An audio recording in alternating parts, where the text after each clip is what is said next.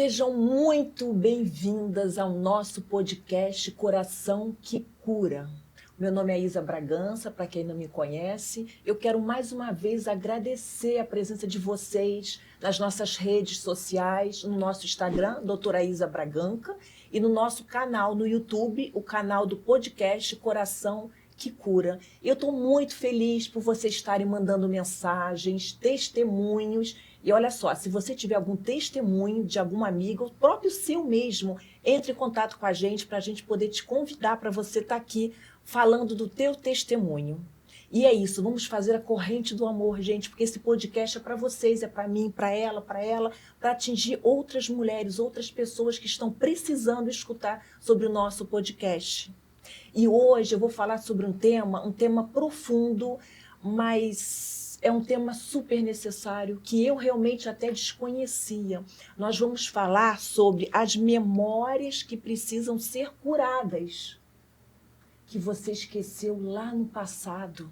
Sabe aquela dor que você hoje sente? Uma dor pode ser uma dor física, uma dor emocional, uma dor mental, seja a dor qual for. Essa dor tem uma origem e que a gente esqueceu lá no passado. E a gente está aqui hoje para te falar que essa dor tem cura. E para isso, né, eu tive que trazer uma especialista nesse assunto, a nossa pastora Maria. Ela é terapeuta e ela trabalha só com isso, para te mostrar que essa dor tua vai ter uma cura. Então tenha esperança. Meu amor, Maria, muito obrigada por você ter aceitado o nosso convite, por você estar aqui comigo nessa tarde, passando essa experiência para mim e para outras mulheres que estão aqui nos assistindo. E eu queria que você falasse brevemente quem é essa terapeuta pastora Maria. Fala para gente. Boa tarde para todos que estão assistindo. É um privilégio, né, poder participar desse podcast e falar de um assunto que eu acho enriquecedor para os dias de hoje atuais. Eu sou Maria Souza, uma serva do Senhor e que amo cuidar de vidas. E para cuidar de vida, ela começa no emocional. Ela começa nas dores que estão guardadinhas, muitas das vezes nos paralisando. E hoje nós vamos decorrer nesse tempo, né, falar das feridas do passado, das dores que não vieram à tona, não foram expostas. E se não é exposta, não é tratada. Por isso que elas estão guardadas. É isso, Maria. E me fala uma coisa, então você é pastora, só para a gente poder te conhecer um pouquinho. Você é pastora há quanto tempo? Eu não sou, assim, pastora de ofício, eu ajudo Mas uma você pastora. frequenta a Isso, não, igreja, eu né? sou pastora auxiliar de uma pastora. Sim, sim. Há 20 anos eu sou cristã. Há 20 anos. Hoje no ministério, nosso ministério fez 3 anos ontem. E há quanto tempo? Ontem? Uhum. Ai, que bacana. E quanto tempo que você trabalha com essa terapia que você faz ajudando as mulheres? Com terapia já há 4 anos. Ajudar 4 anos. mulheres eu já ajudo há 15 anos. Terapia foi uma necessidade para aprofundar mais na necessidade da cura da mulher. Entendi. Então era necessário buscar conhecimento, como a palavra de Deus fala, que é o conhecimento que liberta. Não é só você entender que tem uma ferida, mas o que causou a ferida? De onde vem a dor? Então, é isso que eu queria te perguntar. O que é essa ferida? Né? A gente fala ferida invisível, porque às vezes a pessoa tem a ferida e a gente não sabe, né, Maria? A gente tem uma dor e a gente não sabe o porquê que é dessa dor. E, de repente, essa dor é uma ferida. Porque o que é a ferida, na verdade? É algo que foi machucado, que não foi curado. Isso é a fisiologia, né? A ferida é algo que foi machucado, que não foi curado e que virou uma ferida com uma casquinha. E está lá. Né? Então, fala pra gente, espiritualmente falando, que ferida é essa? Espiritualmente falando, nós somos um ser espiritual. Ainda que a gente não aceite, não creia, não entenda, somos espiritual. Só que nós somos um ser tricotômico, corpo, alma e espírito. As feridas, elas estão no campo da alma, né? Que ela vem, muitas das vezes, diante da gente nascer, né? No feto, quando ainda está ali no ventre da mãe. Né? O nosso cérebro, ele resiste à sensação. Então, o que faz uma ferida, muitas das vezes, não é o evento em si, mas a forma que o seu psique interpretou o evento. Né? Por exemplo, a criança que ainda no ventre, os pais vão embora, a sensação para aquela criança é de rejeição. Poderia ser a morte de um pai, mas a criança está no útero ainda. A interpretação daquele evento para aquela criança é rejeição, é abandono. E aí vem as neuras para a vida inteira. É uma ferida. É uma ferida. E isso ela pode gerar uma enfermidade, sim. Aí agora apresentar no físico, porque no físico não tem enfermidade. Toda enfermidade ela começa no psique. No psique. E que atinge a alma, o espírito, não? Atinge a alma. Sim. Quem carrega essa dor, É a alma seria o quê? O nosso HD, aonde fica todos os registros, né? Que é dali onde são gerados, e o espírito. O espírito você precisa nutrir com coisa boa. Se a tua alma está carregando um peso de dor, o teu espírito também está abatido. Né?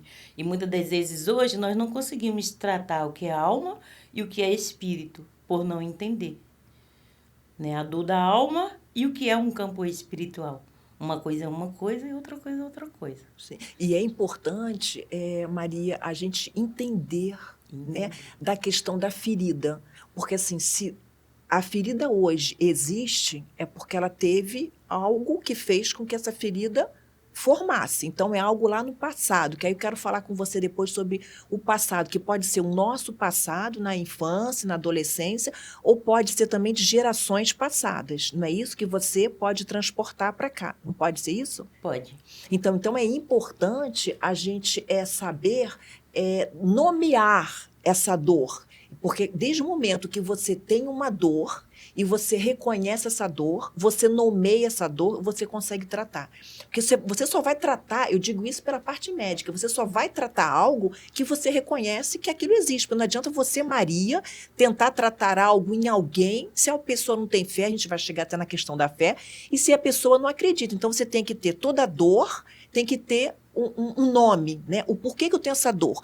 No exemplo dessa criança que você falou, porque ela estava na barriga da mãe e a mãe abandonou a criança, ponto. Então, desde o momento que você nomeia essa dor, você tem um tratamento para essa dor. Então, isso é importante, né?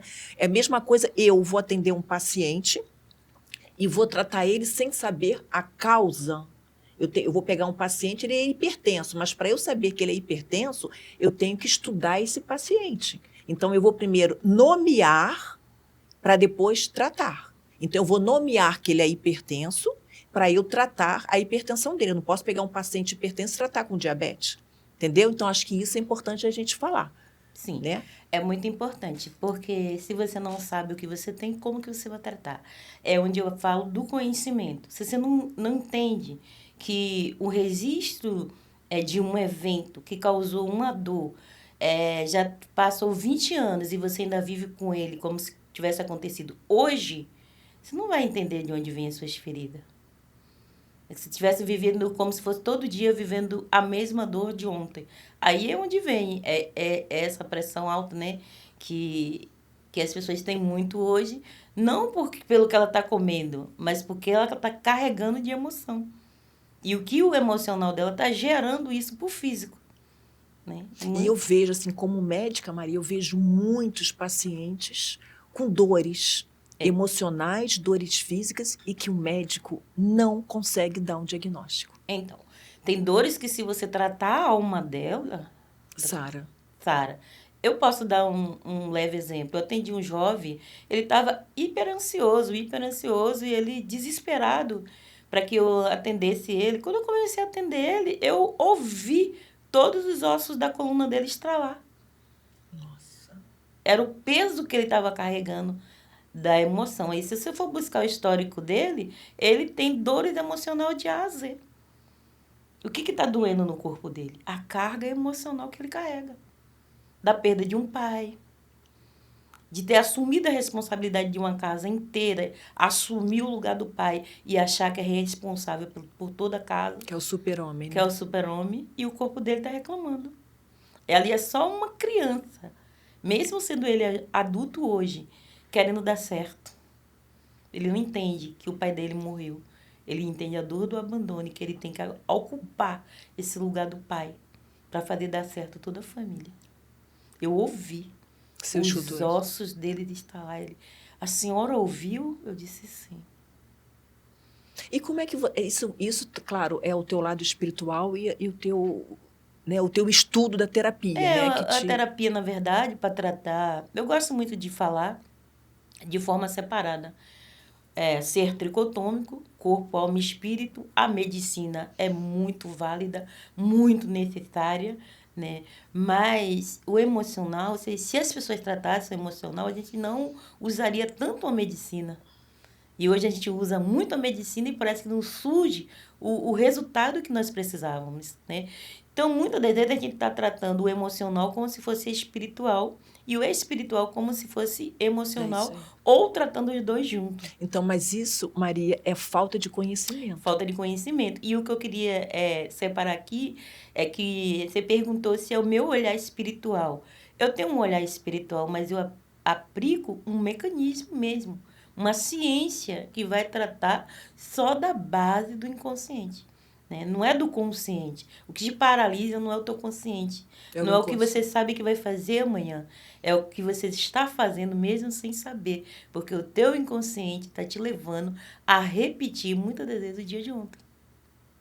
Tá, então aí eu te pergunto, mas como uma pessoa consegue identificar? Alguém está assistindo a gente agora, está se enquadrando nessa situação, né? Então, como é que a pessoa sabe? Será que isso que eu estou sentindo hoje, essa enxaqueca, essa depressão, essa ansiedade, esse vazio, será que isso tem alguma coisa a ver com o meu passado? Como é que a gente consegue identificar que isso pode estar relacionado ao nosso passado? Primeiro, as pessoas precisam buscar o conhecimento e não espiritualizar tudo. Porque muitas das vezes o nosso inconsciente, ele vai nos levar a viver em fuga, fugindo, para não encarar aquela realidade. Então, é muito comum você ouvir as pessoas dizer: eu sou assim desde sempre. Eu já convivo com isso há muitos anos. O meu pai tinha, a minha mãe tinha, como se fosse normal. Como se fosse... Uma normose. E não é. Não é normal. Se o corpo está dizendo que tem uma doença, uma dor de cabeça, uma enxaqueca, toda manhã, ali tem um evento. Um evento que possivelmente aconteceu pela manhã.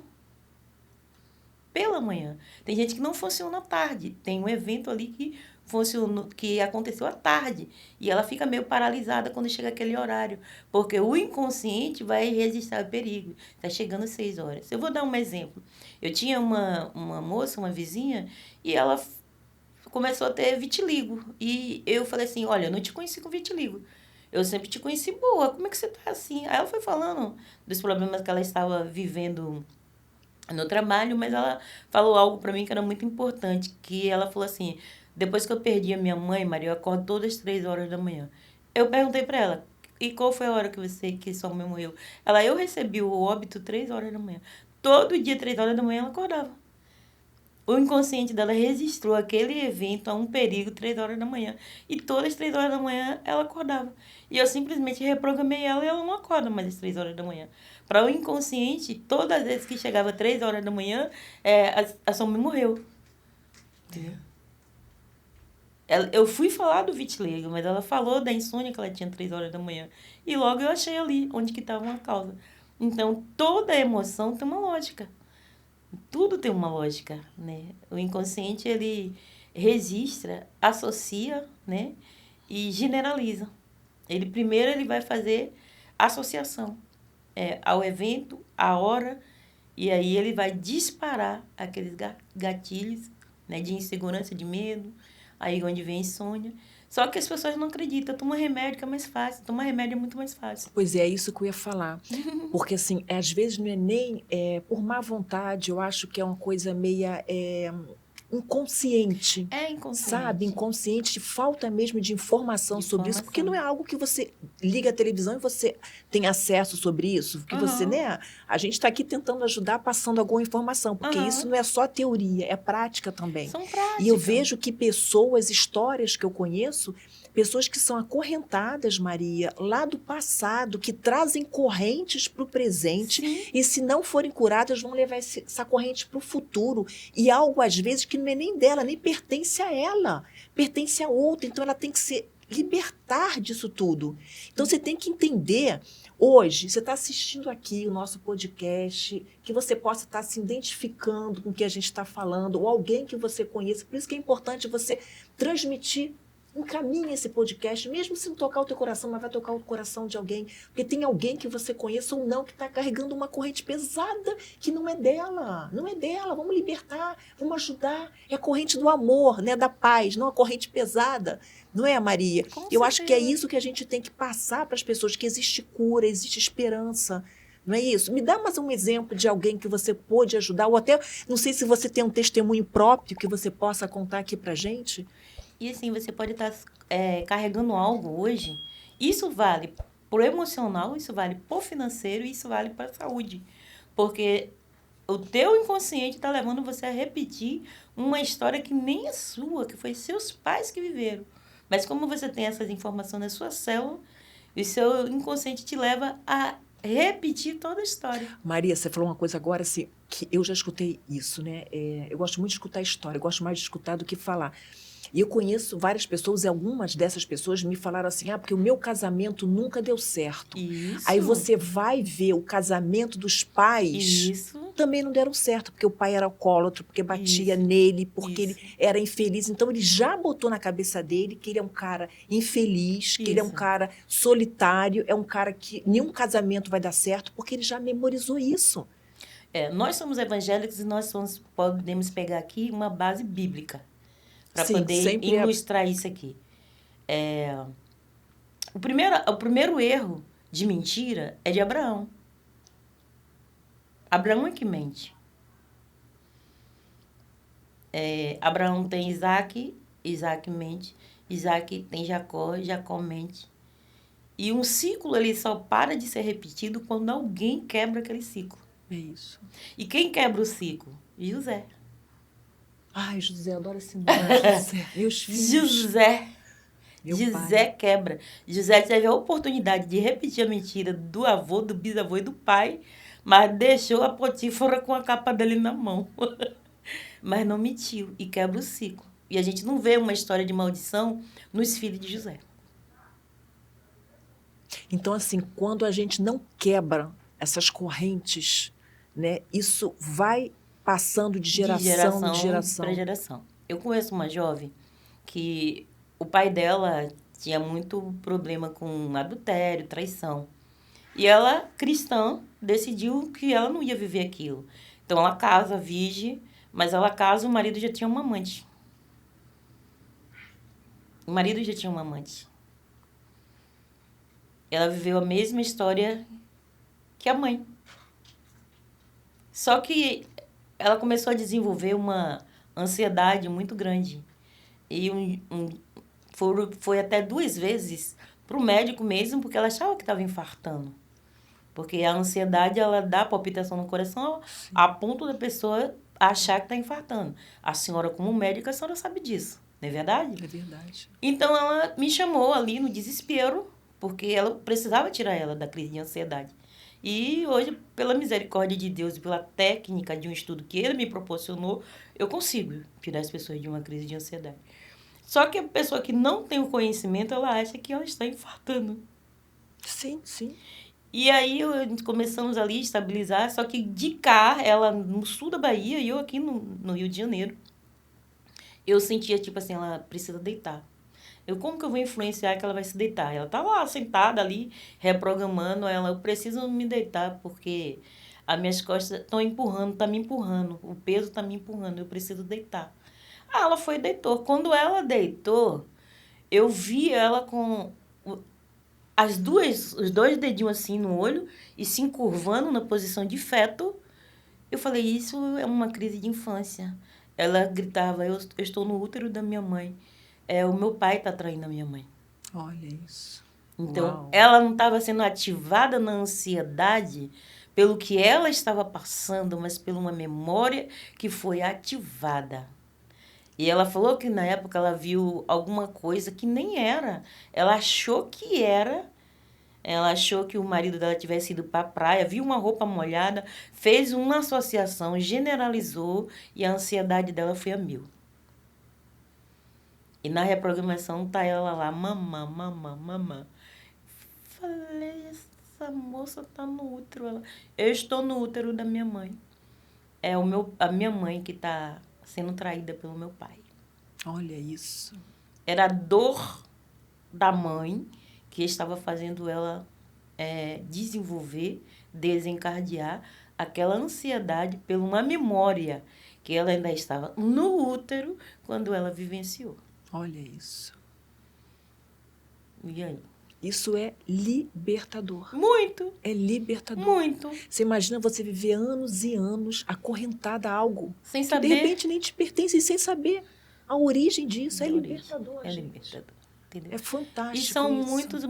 muitos. Na minha plataforma de aula mesmo, tinha uma moça que reprogramou e ela queria saber por que ela, sempre que pegava um projeto, na cabeça dela, ela achava que não ia dar conta. Então, ela sabia que ela era muito capaz, tanto que ela terminava 30 dias antes para entregar o projeto. Mas ela já começava o projeto dizendo, não vou dar conta, com aquela memória na mente dela, não vou dar conta. E ela foi reprogramar para saber por que ela tinha aquele desespero. Mesmo ela sabendo que era capaz, que ia entregar o projeto no tempo certo, mas ela tinha aquela neura, aquela ansiedade. Aí, quando ela vai para a reprogramação, ela se vê dentro do útero da mãe dela, e a mãe dela dizendo pro pai, tô grávida. E o pai dando a notícia para a mãe que não ia dar tempo. Ele foi despedido do trabalho, não ia dar tempo ter aquela menina que tinha que tirar. Ela só ficou com aquela frase, não vai dar tempo. Então, tudo que ela ia fazer, a mente dela já associava que não ia dar tempo. Tudo tem um porquê, né? E os pais dela, assim, a mãe dela com 80 e poucos anos de idade, aí ela, na época era o professor falando para ela, não sei se é verdade, pergunta para sua mãe. Aí ela chega em casa e pergunta, né? Mas os pais aceitaram, tiveram ela muito bem, com muito amor, tudo se encaixou, voltou para os trilhos, porque quando a pessoa está esperando um bebê e fica desempregado, um bebê com 5 meses, então meio que dá uma neura. Essa neura foi o suficiente para ela registrar essa memória. Então ela chega em casa depois da terapia e pergunta, mãe, você pensou em me tirar? Mãe, como assim você sabe disso? Quem lhe falou isso? Seu pai te amava? Não, mãe, não estou falando que ele não me amava. Aconteceu isso e isso. Como que você sabe que na nossa época não tinha nem foto? Aí ela, não, mãe, a senhora estava com um vestidinho, assim. Ela descreveu, ela disse, menina, como que eu não vou lembrar? Eu só tinha aquele vestido. Gente. Mas ela, qual foi a associação que o cérebro dela fez? Não ter tempo. Não dá tempo de entregar esse projeto. E isso também eu vejo pessoas muito indecisas. Sim. Né?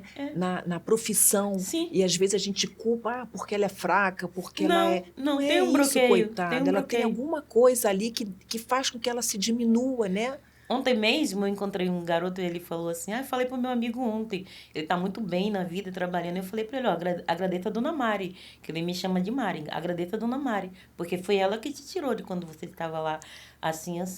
Aí ele falou, na época, ele estava bloqueado para emprego, ele não pegava emprego, ele não queria sair de dentro de casa. Mas aí eu achei uma vez que ele foi humilhado em um trabalho, que a direção do emprego dele, ele falou que estava separando dinheiro assim, para guardar mesmo, para não ficar com aquelas notas. Quem estava olhando no fiscal, né, pelas câmeras, veio e fez um escândalo, meio que humilhou ele assim, no meio de todo mundo. Aí ele ficou bloqueado, não parava em emprego nenhum. E por último, numa depressão, que não queria sair dentro de casa para trabalhar. E isso é um mecanismo de defesa do inconsciente. Sim. Ele está te defendendo de você ir passar por aquilo. No inconsciente não tem passado, presente e futuro. No inconsciente você está nascendo agora. Sim. Tudo está acontecendo agora. Então, toda vez que ele ia tratar da questão emprego, ir para a rua, trabalhar, o inconsciente tem o quê? Não é bom, vai ser humilhado. Aí aquilo só foi piorando, saía do trabalho rápido, não ficava muito em emprego, e a ponto de ir sem trabalho, depressivo. Mas onde que estava a raiz? Uma humilhação. Entendi. Porque o inconsciente generaliza. Sim. É uma proteção? É. Mas se isso não for trabalhado dentro do ser humano, isso vira um problema. Porque o inconsciente, ele é atemporal e busca a felicidade. Quando ele não acha essa felicidade, ele entra no modo de compulsão à repetição pelo evento. Então, mesmo sendo ruim, você quer repetir. É o que o apóstolo Paulo vai dizer. As coisas boas que eu quero fazer, eu não faço. E as coisas ruins que eu não quero, eu acabo cometendo. É uma compulsão e a repetição por algo que você mesmo nem quer fazer. Incrível isso, incrível. Muito. Muito. Mas isso é a mente. A nossa máquina criadora é a mente. É a base do inconsciente. E a mente é algo que a gente não conhece muito, né? A gente desconhece, a gente não sabe da capacidade da nossa mente. Fala que os muitos elevados usam 10% da sua capacidade. É isso. Imagina, e os 90% que está ali submerso, mandando e desmandando em tudo. E como é que a gente faz, Maria? A gente, assim, né? Vamos supor que a pessoa consegue identificar que ela tem alguma dor. Ou se não tem dor, tem alguma situação, né? A gente tem que pensar em um plano A, plano B, assim, né? Que eu gosto muito de dar exemplo. Então, por exemplo, tem pessoas que têm dores e que já foi no médico, o médico não consegue diagnosticar, muito menos tratar. Então, esse é um caso que pode ser de uma terapia, né, para dar uma melhorada nessa questão. A outra questão seriam pessoas que não sentem nada, né, que a gente chama de assintomáticas, mas que veem coisas se repetindo na família. Por exemplo, o avô alcoólatra, o pai alcoólatra, o marido alcoólatra, provavelmente o filho vai ser alcoólatra, né? Então, se a pessoa já tem um cenário desse, já pode cortar. Né? Então, ela já tem o diagnóstico, ela tem que saber a causa disso tudo para ela poder tratar, né? Porque se a gente só pode tratar quando a gente nomeia a situação, que foi aquilo que eu falei anteriormente, e como que é esse caminho da cura paralelo à fé.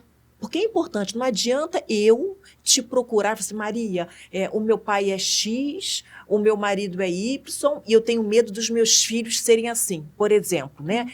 Como que a gente pode, se eu não tenho fé, eu tenho que ter fé também, eu tenho que acreditar, porque senão eu não posso fazer nenhum trabalho, nada a gente pode fazer se a gente não acredita. A gente tem que acreditar naquilo, né? Então, como é que, pela tua experiência, como é que é a questão do caminho da cura paralelo à fé? A fé, ela vai ser sempre muito necessária, né? Toda busca, eu falo assim, o que a gente tende a dizer, a religião A é boa, a religião B é boa. Toda busca por uma religião é o ser humano querendo se reconectar com Deus, né? Porque religião é justamente isso, religar. É uma religação com o Pai. Toda criança, quando ela nasce, ela sabe nadar e ela desaprende. E depois ela tem que voltar para a escola de natação para aprender a nadar, certo? Nós viemos de Deus, nós morávamos em Deus. Então, a gente já sabia quem era Deus. Só que desaprendemos. Por isso, depois a gente fica nessa busca querendo encontrar um meio de se conectar. Essa busca incessante do ser humano por religião é um meio de buscar se reconectar com Deus, que é de onde nós viemos. Todo ser humano veio de Deus. Assim como uma criança ela já sabe nadar antes de nascer e ela desaprende, porque se você tiver uma criança, ela nascer dentro de uma banheira, ela já sai nadando, ela sabe nadar. Mas ela vai desaprender, porque não é mais o habitual dela. Ela vai precisar aprender de novo. Assim é um homem. Ele não é inserido no contexto de buscar a Deus. Ele veio de Deus e ele é como se ele desaprendesse que ele veio de Deus, a origem dele, que é eterna, e depois ele busca se reconectar com Deus. Deus é a base de tudo. Sim. A Bíblia é a ciência. Sim. A ciência é tirada da Bíblia. Sem Deus não tem ciência. Sem Bíblia não tem ciência. Não, Deus é tudo. É tudo. É tudo, é tudo. Então, tudo vem dele. É muito necessário. Agora, difícil é levar as pessoas ao conhecimento.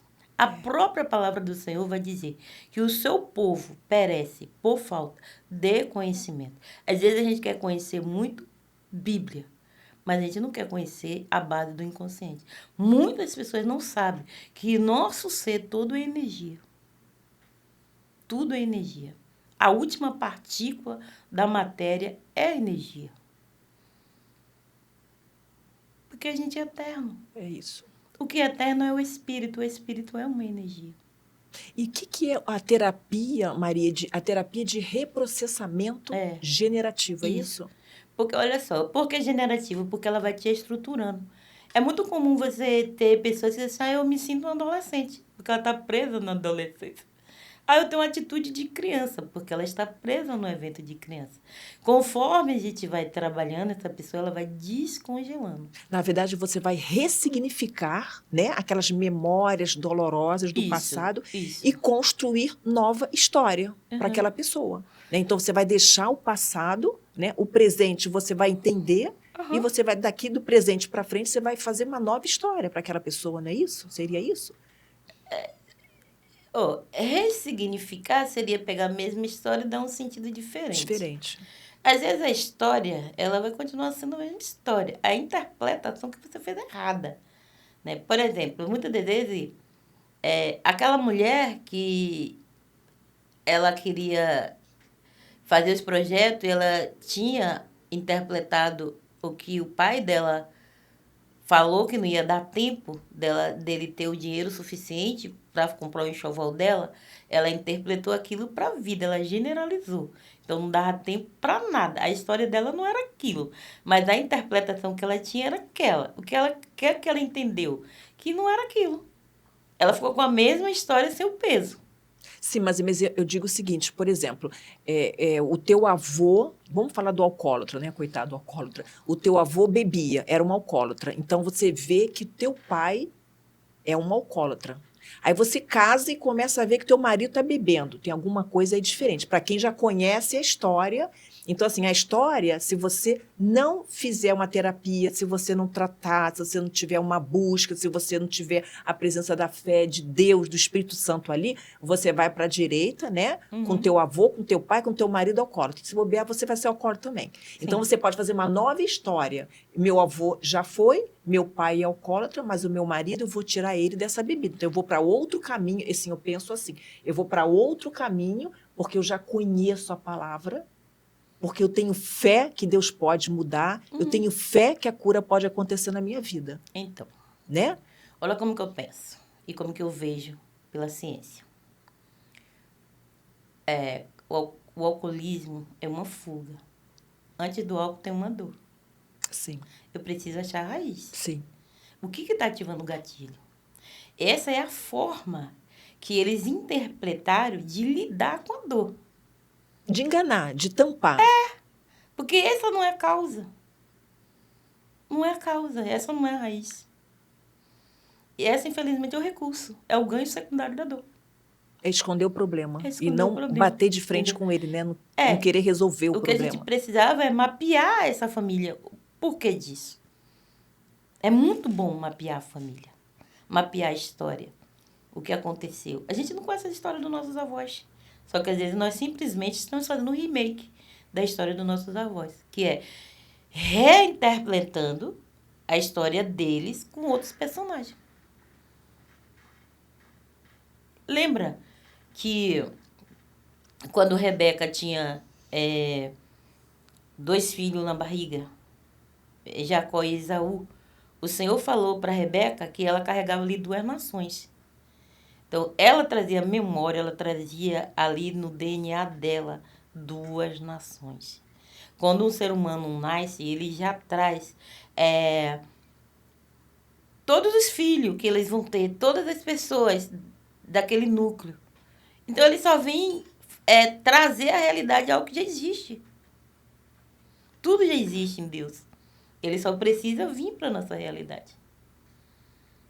Entendeu? O que ela está fazendo é remontando tudo que ela já conhece, nas células, no DNA, na genética, na hipergenética, na pneumocartato, que hoje é tão falado.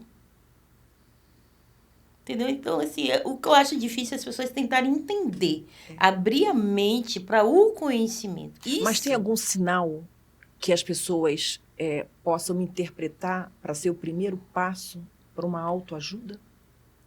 Porque pedir ajuda não é vergonha, a gente tem que, né? A gente tem que, olha, eu estou com esse problema, você pode me ajudar. Existe algum sinal ou não? Ou é o dia a dia, é o que você vive e o que está fora ali do eixo? Eu acho que a gente só consegue ajudar uma pessoa emocionalmente quando ela entende que ela tem um problema.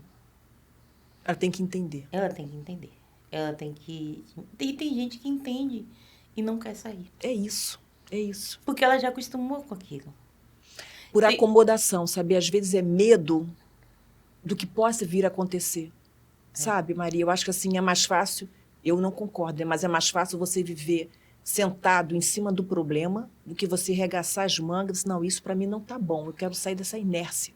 Eu quero vida nova, eu quero resolver meu problema. Então, muitas pessoas têm essa dificuldade. O cérebro não mente. Ele mente para você mesmo.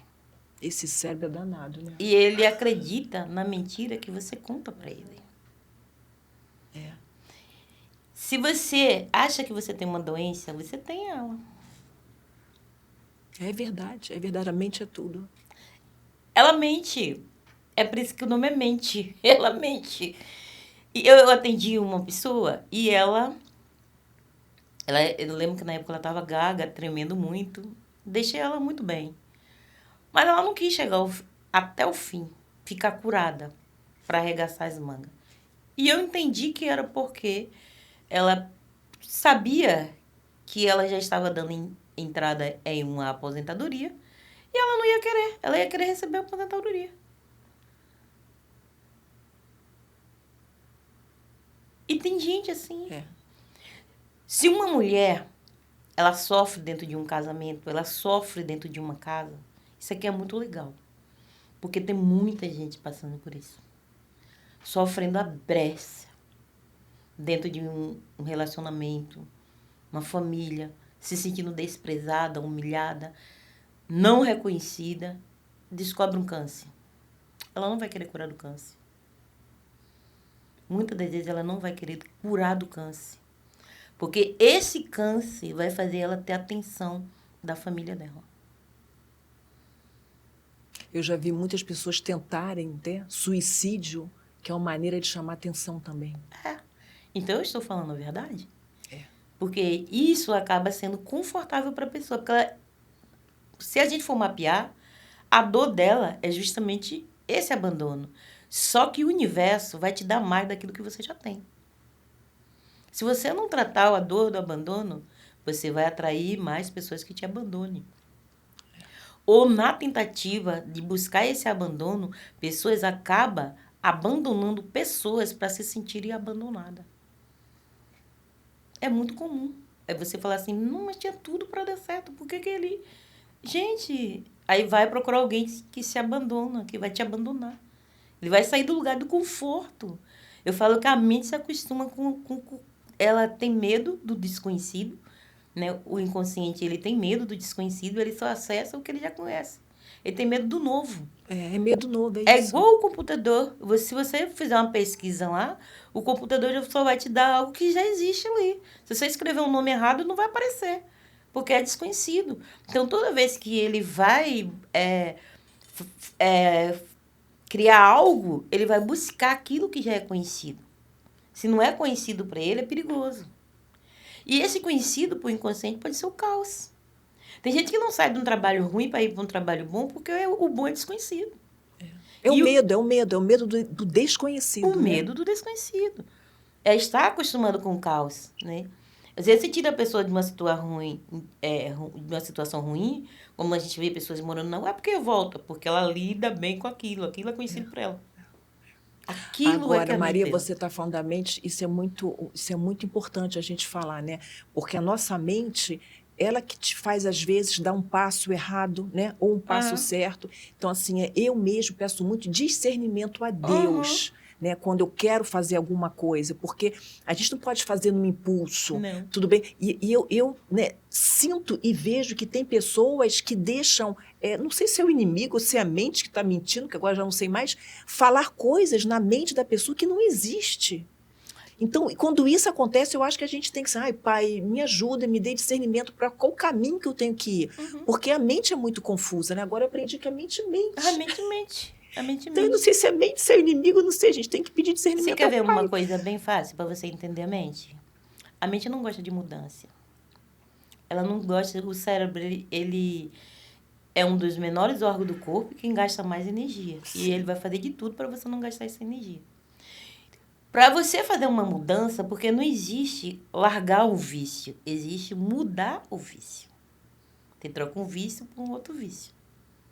Você abandona o vício, você se apega a uma outra coisa. Sim. Você substitui, na verdade. Né? Então para você, quer ver, academia. Você tá lá, você não parou de fazer academia. Todo dia você vai dizer que vai e você não vai. Porque o teu cérebro está te protegendo de você gastar essa energia da mudança. Só que quando você toma a atitude de fazer academia e faz uma semana, isso vira normal. Isso já não é mais desconhecido. Então você vai normal. Mas até você tomar essa atitude de fazer o novo, você vai, não, vai gastar energia, fica aí. Não, vai gastar energia. Então as pessoas ficam protelando, mas não é porque ela quer. Porque... Eu acho que é uma força maior, né? É uma força maior. Que se a gente não tiver uma mente boa, né? Não vou fazer. É isso. A mente é assim. Maria, eu sei que o papo tá uma delícia, mas passa tão rápido. E eu quero até que você volte aqui para a gente falar sobre essas correntes hereditárias, que eu acho que isso é algo que a gente quase não fala, que é algo importante, é algo que a gente vivencia isso todo dia, né? Todo dia. Eu queria que você deixasse uma mensagem nessa câmera aqui para essa mulherada linda que está te assistindo. O que você pode passar para elas? Hoje, eu diria para a mulher para ela cuidar da mente. Quando a palavra do Senhor vai dizer que tudo que você tem que guardar, guarde o coração, é porque lá antigamente achava que a base, a sede dos pensamentos era o coração, né? Mas hoje a gente sabe que é a mente e o coração é o segundo cérebro. Então você tem que guardar a sua mente, você tem que proteger, né? E às vezes as pessoas não filtram, ela não tem esse tempo de qualidade para olhar para dentro dela. Então quando você não olha para dentro de você toma uma atitude errada, porque o inconsciente vai te sabotar. Então, guarda a sua mente, proteja a sua emoção. Você é o seu bem maior. Ninguém vai cuidar mais do outro do que de si mesmo. É isso. E eu vou falar para você que está aqui assistindo a gente. Você não precisa ficar refém do seu passado, porque o que te feriu no passado não define o seu presente e muito menos vai definir qual é o seu futuro.